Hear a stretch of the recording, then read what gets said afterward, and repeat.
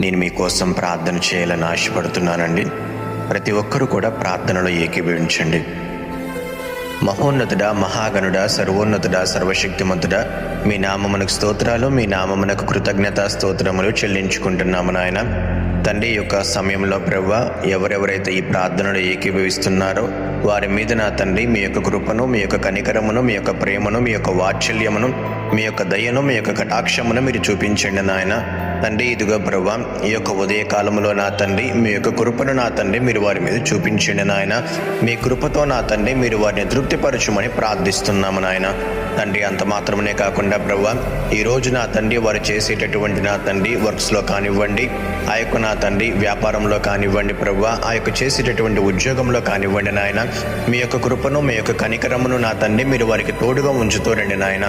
తండ్రి, ఎంతమంది అయితే నా తండ్రి అనారోగ్యముతోనూ నా తండ్రి అస్వస్థతతో బాధ